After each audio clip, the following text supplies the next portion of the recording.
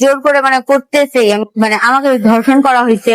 ঠাকুরগাঁয়ে ঘুরতে নিয়ে 15 বছর বয়সী এক কিশোরীকে দলবদ্ধ ধর্ষণের অভিযোগ উঠেছে। ঘটনায় কিশোরীর প্রেমিক সহ 3 জন যুবককে হাতে নাতে আটক করেছে পুলিশ। শনিবার রাতে ঠাকুরগাঁও সদর উপজেলার জগন্নাথপুর ইউনিয়নের কালীতলা বাজারের পাশে একটি গুদামে এ বর্বরোচিত ঘটনা ঘটেছে। ভুক্তভোগী ওই কিশোরীকে আশঙ্কাজনক ও অসুস্থ অবস্থায় সদর হাসপাতালে ভর্তি করা হয়েছে। পুলিশ ও ভুক্তভোগীর পরিবার সূত্রে জানা গেছে, ঠাকুরগাঁও সদর উপজেলার ওই কিশোরীর সঙ্গে এক সপ্তাহ আগে কালীতলার তামিম নামে এক ছেলের পরিচয় হয়। গত শনিবার বিকেলে তাকে বেড়ানোর কথা বলে বাড়ি থেকে নিয়ে আসেন তামিম। এরপর ঠাকুরগাঁও শহরের বিভিন্ন জায়গায় ঘোরাঘুরি শেষে রাত আনুমানিক 11টার দিকে কালীতলা বাজারের পাশে ঘোষ মিন্টুর গোডাউন ঘরে মেয়েটিকে নিয়ে যাওয়া হয়। অভিযোগ রয়েছে, সেখানে তামিম ও তার 2 বন্ধু মিলে রাতভর ওই কিশোরীকে পালাক্রমে ধর্ষণ করে।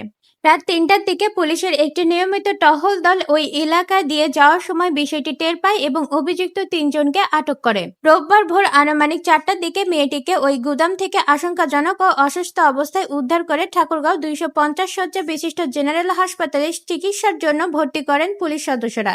বিভিন্ন সংবাদ মাধ্যম যখন ধর্ষণের এই ঘটনার তরুণের মুখ থেকে জানতে চায়, তখন ঠাকুরগাঁও ধর্ষণ হওয়া এই তরুণী ধর্ষণের বর্ণনা দিতে গিয়ে নিজেই হেসে ওঠে। ধর্ষণের পর এই প্রথমবার কাউকে হাসতে দেখে সামাজিক যোগাযোগ মাধ্যমে এই ভিডিওটি খুব দ্রুত ছড়িয়ে পড়ে এবং সমালোচনার ঝড় ওঠে।